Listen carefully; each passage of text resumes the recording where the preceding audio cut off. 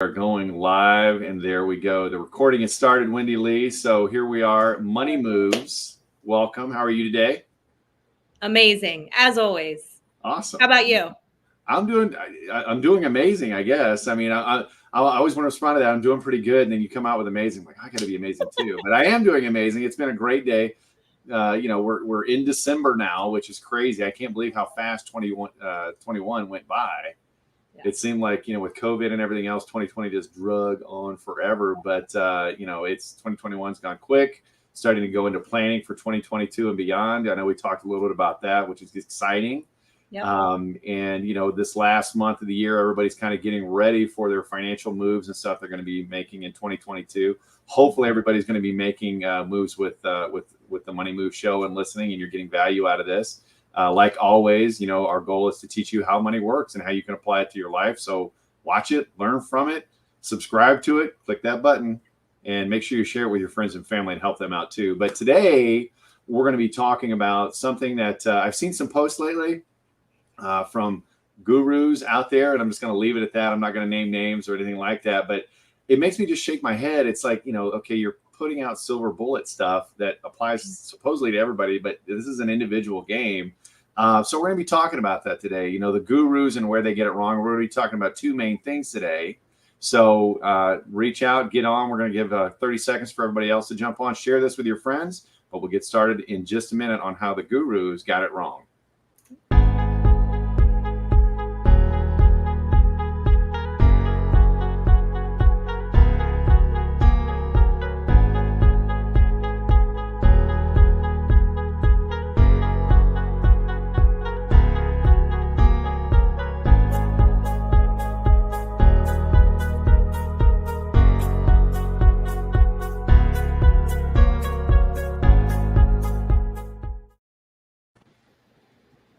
All right, we're back. Welcome, everybody. So this is the Money Move Show with Wendy Lee and yours truly, John C. So we're going to be talking about some different things today that you've heard from gurus. You know what I'm talking about when I say gurus, right, Wendy? I think most people do. The financial people that are front and center. Right? Yes. They've got a book or a show or a radio or a podcast or something like that. They were on the Today Show, They go on the Today Show or the Tonight Show or the whatever show, and they spout off things, and a lot of it's good. Don't get me wrong. I'm not knocking most of what they say, and a lot of it I agree with. But I don't know if you've noticed this. They seem to have a one size fits all approach to life, right? Yeah, it's funny because I never really, until recently, when you and I started doing this together, it's opened my eyes to a lot more that's out there. And I used to be the guru follower, right? I was like, what this person says goes. They're the expert. I'm not. And now I see things like I saw a post the other day that I was like, oh, I can't even believe that's out there. And so I have to tell you, there's this moment when I was 19 years old. Okay. I was working for this company. And I'm going to tie this in, but I was working for this company and I was like the young one. I was the one that never worked in a corporate office before. I had no experience, but there were decisions being made about some things that I was like, I mean, I know I'm the new girl, but is this a good decision, right? Is this a good spending, something that we should be spending advertising dollars on? I was really confused. I brought up to, my boss, is this really something we should be spending money on? And I was kind of like, we know what we're doing. Well, wound up that the money that was spent that I was questioning was a big boo-boo in this company. And so I kind of had that same moment when I saw this post the other day. I'm like, I mean, I think that's horrific advice, but I used to think that person knew what they were talking about. Yeah. So the reality is, right, that other people, there's nobody that gets it right all the time. One. And like you said, there's no one size fits all in finances. There isn't.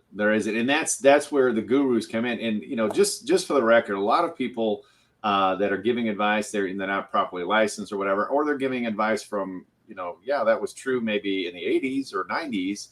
But things change, everything, financial products, financial strategies, tax laws, it all changes and evolves constantly. And so what may have worked 10 years ago may not work today, or at least as effectively. or what may have been a good idea a few years ago today, well, that doesn't really make sense. I mean, look at crypto, for example. Right. 10 years ago, 15 years ago, crypto really wasn't around. I mean, some of it was in its kind of infant stages, but it wasn't really a mainstream thing like it is today. And I'm not talking about going, this is all just instructional, educational stuff. It's not, hey, go buy crypto. That's not what I'm saying. But the thing is, and this is the number one rule I always tell people, number one, nobody's going to care about your money as much as you do. Period. I don't think anybody can disagree with me on that. I mean, but I pay a guy, this, that, or the other. I'm like, okay, well, they're not sitting there watching your money. So you need to understand at least the basic concepts of money.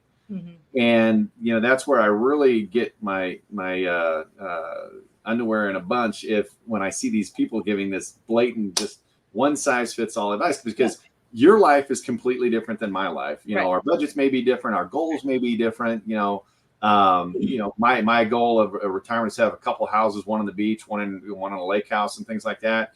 You may want to have a house in Europe or something like that, or maybe just a simple home in Tennessee or whatever the case may be. So to say a one size fits all is just absolutely crazy. It's ludicrous, right? Yeah. And I think what happens, and I see this in my industry with network marketing, right? When I'm coaching people, they're like, but so-and-so says do it this way, right? This coach that I follow. Yeah. And I'm like, they're not wrong, okay? Because they're speaking to the masses, not one-on-one. So they have to look at the 80% and say, what can the 80% understand and execute on? Mm-hmm. But if you're a level up, if you're in the 20%, guess what? You kind of do things totally different because you have more awareness, you have more knowledge, you have more skill, you have more whatever attention to it or whatever it is. And I feel like that's the same, right, with the financial gurus. Like some of them, right, they're just really great for the people that make 35, 40, 50,000 a year that have no big dreams and just need to get out of debt, right? Mm-hmm. And so some blanket advice might work for them. But for the people that want to build wealth and that want to change their future and that want to have a really great retirement, then it doesn't look the same. Yeah. Well, and that's a good analogy. And one of the analogies I use is, you look at those gurus as more of an ambulance, right? I'm getting ready to file bankruptcy. I can't make my check, I'm living paycheck to paycheck or worse, robbing Peter to pay Paul or that kind of stuff. Okay. That's where that triage kind of approach works. Spend less money, get on a budget, pay off your bills and things like that. But, that's great. But once that stops, you've got to then go to level 2. You can't, those small steps or whatever you're taking, you've got to, okay, you get your house in order, but then you've got to take it up to level 2. And that's where you start talking about, the different aspects of things like that. I mean, you look at, and I'll use that debt as an analogy, right? Pay off all your debt before you do anything else. Okay. Whoa, wait a minute. Number one, you're going to waste a lot, not waste, but you're going to lose a lot of time and time opportunity. I've talked about the rule of 72. You've talked about it, right? In regards to how fast or how slow your money grows. It's called compound interest. Rule of 72, divide 72 by any interest rate. That's going to be the number that comes back is the number of years it takes to double that money at that rate. Well, if you don't start putting money away, you're losing a lot of that compounding time. Okay. So, that's kind of frustrating. It's like, okay, hey, you need to take advantage of that. But, some of the big ones that really jump out, and I hear this all the time, is pay off your mortgage. You got to pay your mortgage off, pay that house down before you do anything else. And I'm scratching my head, or pay cash for your house, which, okay, good luck doing that in the economy today. Right. I don't know. I know there's some high net worth people that can do it, but John and Wendy out in Main Street, America, I'm not dropping, $700,000-$800,000 for a house, just cash. Right. Right. Nor should you, right. I mean, you've heard of this, right? Am I alone in this? Well, pay off your house? We had the first, because I always heard the guru say, pay your house off, right? Mm-hmm. And then when we did a little work in real estate, there was, a buyer coming in to pay cash for a house, and a financial guy was like, hey, don't do that. Like, with the interest rate so low, that's a waste, right? Like your money could be growing elsewhere. And borrow at this low rate, right? Take advantage of that because you can gain more somewhere else. And that's the first time I heard that. And that was probably, like 4 years ago. And since then, now, like, it all makes a lot more sense. But I start connecting the dots, right? Yeah. And I hate seeing people kind of, I guess it's that, like you say, right? Whatever, what do you call it? The pillow test. If it helps you sleep better at night. Yeah. See, I learned, John. Yeah, no, I get it. But if it helps you sleep better at night to pay off the house, but to be able to put your money elsewhere and grow it at a higher interest rate than what you're paying out for your house, it just is smart.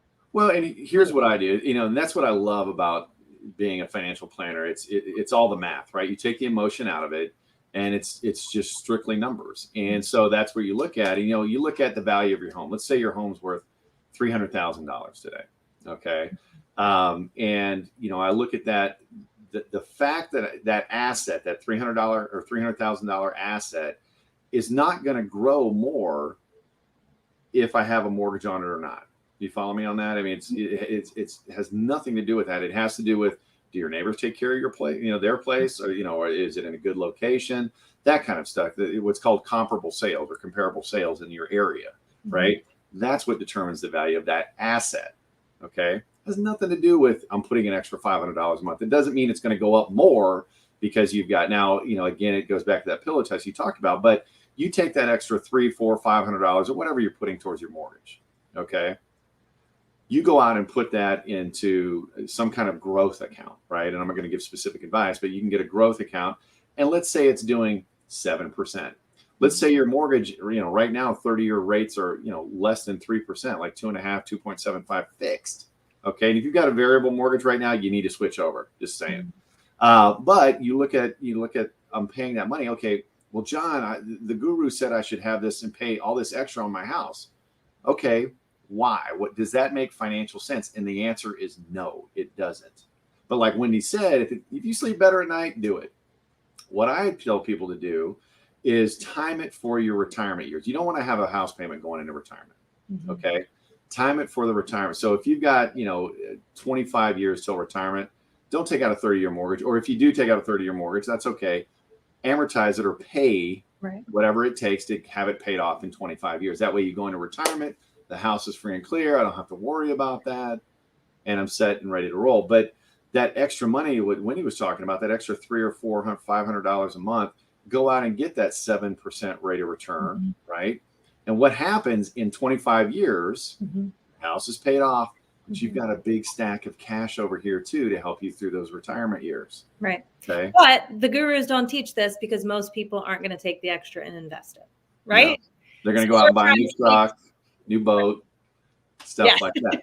They're going to be like extra spending money. Well, and on the flip side too, though, they still say that because they tell people to go out and buy term insurance and invest the rest. It's like, okay, well, why don't you do the same, apply the same logic to your mortgage? Right. Now, like I said, and when he said this too, it's the pillow test. If you sleep better at night, well, I got to get it paid off. Okay. But understand you're not being efficient with your money. And if you're okay with that, then hey, that's okay. But it does not make financial sense to pay off your house early just to pay it off. Okay. You can get a lot better bang for your buck, so to speak, by going out and putting in a growth account. And we work with clients all the time on explaining how that works and, what they can do with their money and whatnot. And it's, there's a lot of things. And again, you want to make sure you have plenty of money during your retirement years and your house is paid off during your retirement years. Why? Because that's when your main income stream, AKA your job, goes away. That's where retirement is. You quit your job, right? Right. Love it. So, yep. So the second thing out there is XYZ costs more. Okay. Oh, don't do that. It costs money, this, that, or the other. Here's the thing, folks. I'm gonna throw out a number out there for you called a 12-1B. Okay. A 12B1 fee. That's on your 401k, right? And everybody talks about 401k. That's mainstream America's retirement, mutual funds, things like that. Well, those are fees that are buried in there. And there's a great book called Unshakable. Tony Robbins. Tony Robbins isn't a financial person, but because of who he is, he has a lot of access to people. So he started asking questions, the same stuff that we bring up, right? Great book. Go read it. But in there, you talk about all the hidden costs and things like that. So everything's got a cost. I think we all agree to that, right? And a lot of the gurus out there say, oh, don't do X, Y, or Z because of the costs. It costs so much more. Does it really, though? Are you comparing apples to apples? And that's why you've got to understand all the hidden fees out there and things like this. And I was talking to Wendy the other day, and I explained it. I like to be taught like a 2-year-old. No, but we all do. I mean, that's how you understand this stuff. I mean, you know, and Wendy, that you know this. I mean, this money stuff doesn't have to be complicated, does it? Right. No, I mean, and you do a great job at simplifying it. So I appreciate that because, I'm good at a lot of things, but I've made it very clear that I haven't always been the best at learning money. But when you can make it simple, same thing in my industry with network marketing, right? Like if you can make it simple, everybody can do it. Everyone can do it. Yeah. Everybody can do it. And this stuff doesn't have to be complicated. I mean, we did a show prior where we talked about ABC and 1, 2, 3, right? How do you grow money in America? How do you get taxed on money? And that's it. Bringing it in. How much can I keep? And this is kind of the same thing. I mean, you look at the value of stuff. Everything has a cost. Your 401k has a cost. If you've got an IRA, it has a cost. If you've got an insurance, it's got a cost. Whatever, it has a cost. The question is, what is the value that you're getting for that cost?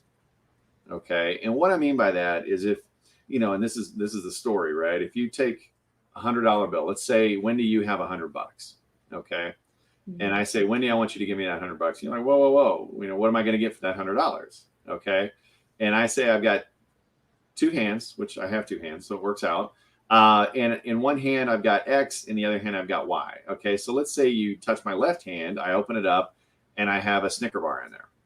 Okay. I took your $100. You got a Snicker bar. How do you feel? Ripped off. Yeah. Like, hey, man, I just got screwed, right? That wasn't good. Okay, give me my $100 back. Take a damn candy bar. It's a $2 candy bar or whatever, right?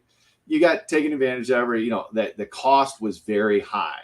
Okay, man, that cost way too much for that candy bar. Hold on to that thought, folks. That's where I'm going. So let's say instead of giving you my left hand, I gave you my right hand. Okay. And I open it up and you've got the keys to my Denali, right? And the title's there too. Okay. Now, how do you feel about that $100? I just hit the lottery. Okay. I just won big. Okay. Well, why? Because the value of the car is way more than the $100 bill. Light bulbs, folks. This is what we're talking about. Okay. This is what we're talking about. We're talking about the value of what you get for your buck. Okay. The dollar bill, the $100 bill is printed on a piece of paper. It's called 40-pound rag. That's the weight of the paper. My father taught me that because he was in the printing industry. The price is the same. The value is different. Exactly. The price is the same. The value is the difference. Okay. And that's what you got to focus. So what did I get for one versus the other? And that's where financial products are no different. Okay. And, these gurus are out here talking about, well, this is more expensive. Don't do that. This is more expensive. Don't do that. You cannot build your life looking at, I want the cheapest of everything. Okay. The old adage, and it applies to everything else. Why doesn't it apply to financial products too? You get what you pay for, right? Whenever you get something for free, is it usually high quality or low quality? Typically low quality. Whenever you get something low price, I watched that show Yellowstone. I brought it up a couple times. I'm a fan. I'm not going to lie. And the lady, mentioned that she's like talking to her boyfriend and she's like, hey, I'll change the words, but she's like, cheap crap isn't cool and cool crap isn't cheap. Right. And that's, that's kind of the thing that she said a little differently, but you get the point. Yeah. And that's the thing. And not that it needs to be expensive and you don't want to pay more than it's worth. Right. Right. It all comes back to why I love my business. I love my industry. It's all the numbers. Take the emotion out of it and look at the numbers. Right. I mean, what are your thoughts on that? Yeah, I 100% agree. And my eyes have been opened recently because I had the blanket statement of this kind of investment isn't good because the guru said so. Right. Yeah. And actually Tony Robbins' book, Money Changing the Game, was it? Money Master the Game. Master the Game, the first one. I was reading that and I'm like, wait, I've never heard of this stuff. Like, what? How do I get this? And that's what I've been learning so much from you too, is that these products are available that can set us up to not stress in retirement, to be paid till we die and, whatever. And there's different, I always thought there was just the 401k or the Roth, right? Like that's what I think about. And most of us do. Go ahead. I'm sorry. Yeah. But my eyes have been opened.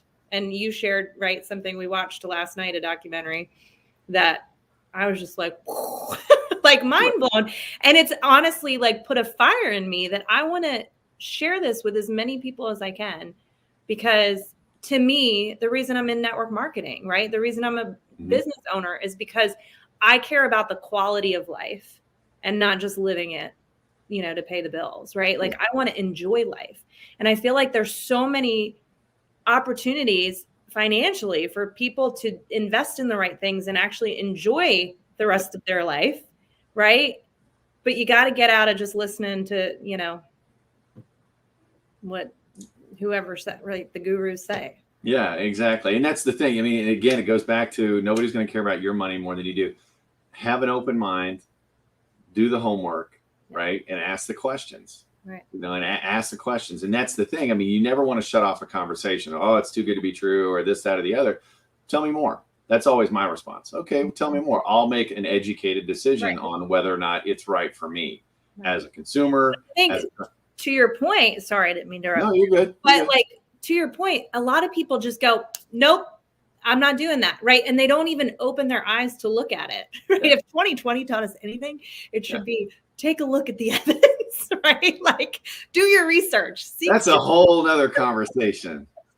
But I mean, that's the case in this. Like, don't pretend you know everything because you follow a guru that says it.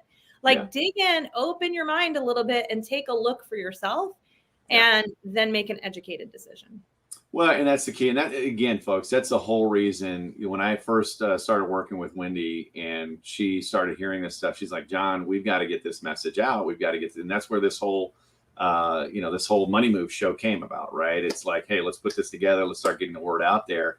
And you'll notice we haven't had any, buy this and this will solve your problems. We don't do any of that, right? Mm-hmm. We're trying to have real conversations about real life situations to real people out there trying to figure it out. Because a lot of the information out there is crap. I'm just going to say it. It's crap. A lot of it's good, but how do you filter that out when you don't really know what's going on and you're learning? And that's why you've got to have multiple sources, make educated decisions, and realize that what may be perfect for your neighbor or for your best friend may be absolutely horrible for you. Mm-hmm. And that's really where it comes into. You've got to, again, we want the light bulbs going on. You've got to make educated decisions because at the end of the day, there are no do-overs. Okay. You don't hit 60, 65, 70, or whenever you're planning on retire for your millennials, 45.